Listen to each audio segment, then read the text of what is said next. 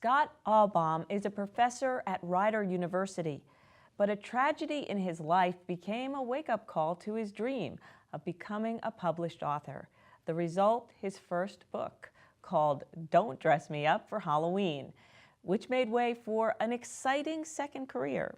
Scott Alboum joins me now. Scott, welcome. Thanks for having me. Thank you for being here.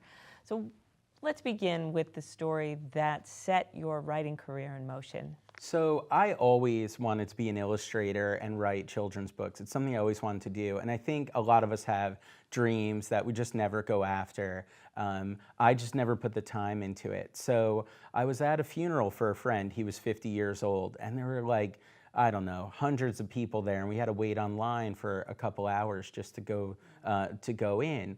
And I remember thinking about this guy and how, well, I wondered what were all the things he probably wanted to do and didn't do. And I started to think about myself, like, I know there are these things that I want to do, especially being an author and working on some children's books. Maybe I should start doing it. So that night I came home from the funeral, and I was just sort of sad and upset, and I sat down and I wrote this first book. It was an idea that I had had for a long time, and along with writing it, I drew a picture for each page. It took a long time from there to finish it. It took me about 9 months to finish it. But it was the beginning, and it was a wake-up call because I realized then that we can't take life for granted, and there are lots of things that you want to do, and you should just try to do them. Even if you're not successful, at least try. I never tried, and that was the beginning for me. Wow, becoming a published children's author, illustrator isn't something everybody gets to do. I mean, it's very hard. It's competitive. One of your reasons for delaying it, you think? I would say definitely the reason for delaying it was that I didn't know what I was doing. And I took the time to learn about what it takes to put a book together, what it takes to write something that an audience might like, then how to market it. So I feel like everyone can learn how to do these things, but sometimes there's stumbling blocks in the way. I think for me, technology was always a stumbling block. I didn't know what to do with the software, and then once I learned about it, it became something that just opened a lot of doors for me and gave me the ability to produce a lot of material. I'm interested in the fact that once you made the decision to do this, there was already the spark, the idea, what you wanted to write about. Tell me about that. Well, so I'll go back a little bit. In the past, I've had a couple dogs, and my first dog, her name was Marley, and she's the star of this first book. We had her for a few months, and it was Halloween, and we decided that we should dress her up like Dracula. And you don't realize the energy a puppy has until you have a puppy. So we had this puppy, all this energy, and she was totally nuts. We put a Dracula costume on her, and she just froze. And you could tell that she hated it. And since then, I always thought, well, wouldn't it be a funny story to write something about not dressing your dog up for Halloween? Because you go to all these places, and there's dog costumes everywhere, and it just seems so silly. Dogs don't celebrate Halloween, right? So, but we force our pets into these silly costumes. And I realized that my dog hated it, and she would have much rather been out on a walk or having a bone or out to play. And this book teaches a lesson to take care of your pets every day and kind of consider their feelings, and you don't need to treat them like a toy. They're not a Barbie doll, they're a dog. What point of view was the story told from? So it's told from a boy's point of view, and he's imagining the different costumes he would put on his dog. And then all of a sudden his dog starts barking, and he kind of comes out of his imagination and starts to think about his dog. Like, what would his dog say if his dog could talk? And then that was where the idea of "Don't dress me up for Halloween, it's just mean" comes from. The dog in his imagination tells him that, and he realizes it's much better to take him out for a bone and give him a walk and let him play in the yard. On behalf of dogs everywhere, thank you. But How soon were you able to attract a publisher to, Well, to get so behind it? my books are published through Amazon.com. So I Yes. work through one of their companies called Create Space.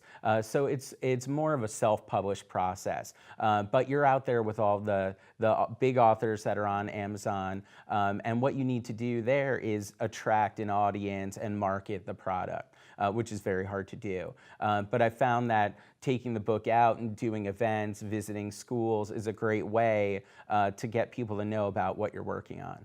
Absolutely. So there have been more books There, since this yes. first book. Tell us about them. I've finished 6 projects, and some are more interesting than others. But the one that I'll tell you the most about is a book that I wrote with Dr. Loretta Long. She plays Susan on Sesame Street, and she's been on Sesame Street since the pilot episodes in 1969. Oh my gosh. Yeah, so Wow. 46 years of Sesame Yes. Street.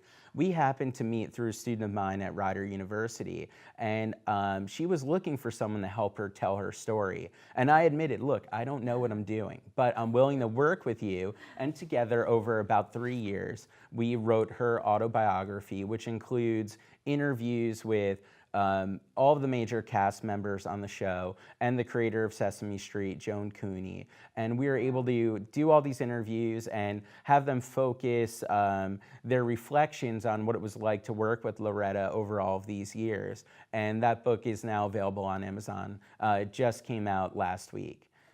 Oh, that's congratulations. Yes, This is another really big project. Were you a Sesame Street fan? I was a Sesame Street fan as a kid, but I was really most interested in Muppets. And I remember when I first met Loretta, I was asking her all these questions about working with Jim Yes. Henson and what was Sure. it like. And then as I began to research her and learn about her character, I started to learn that she voiced a number of Muppets in the early years of Sesame Street, and that all the actors on the show really pitched in to do a lot more than just act on camera in the early years. And it's very interesting stuff. I was just fascinated to hear these firsthand accounts of working on those early episodes and hearing about really that first season and them thinking like, well, is this gonna work? Yeah, And right. will there be a second season? They always say the miracle of Sesame Street was that there was a second season. The other thing I learned about working with Loretta is that she's recognizable to a certain demographic. So people who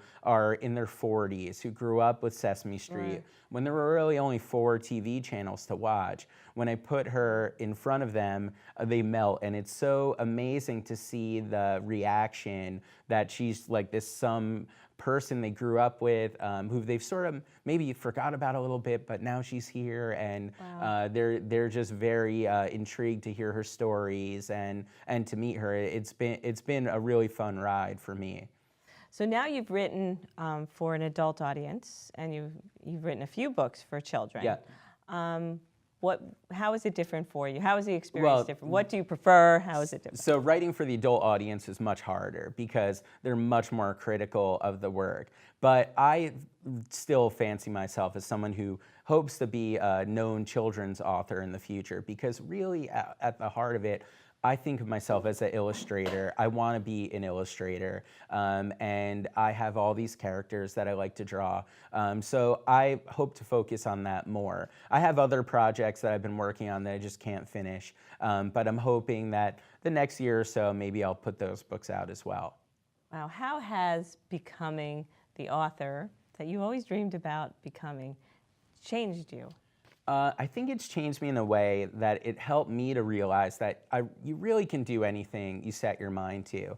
And I have a lot of little kids at home, and I hope that I'm able to instill that in them. I always say, I want to be a really great illustrator someday, and my little daughter says, you are a great illustrator. But I think that if you can show your kids, and even my college students, that whatever they set their mind to, they can do, then I feel like I've accomplished something. And I think that success is a whole nother thing.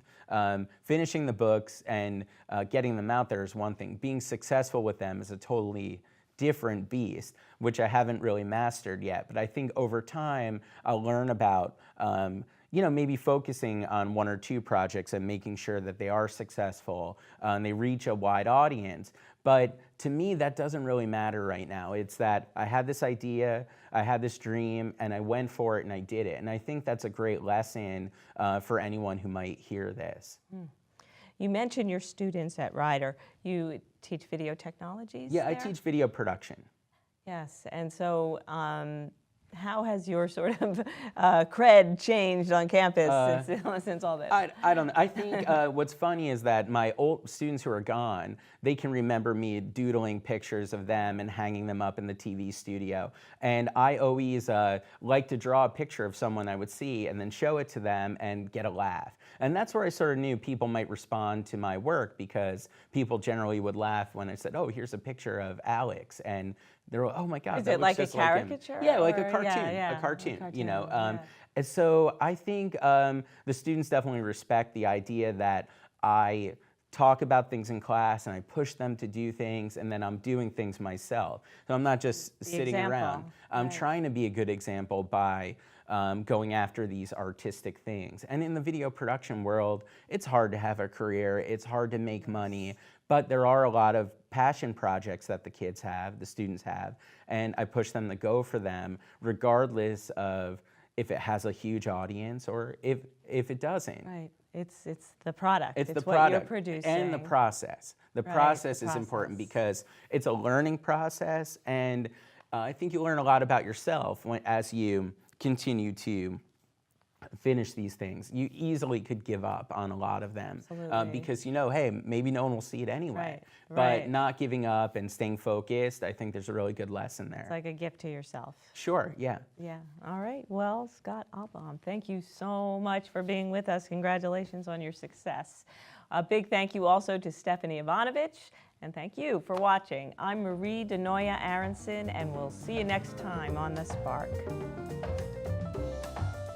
The Spark is produced at Riverview Studios, an award-winning digital video production facility, creating programs to help clients motivate, educate, and inform their audiences. Closed captioning provided by Ryan James Agency. Full service in digital advertising. Strategy and creative with gusto. Relentless about results. Find them at ryanjamesagency.com. To contact The Spark, you can email us at thesparktelevision@gmail.com.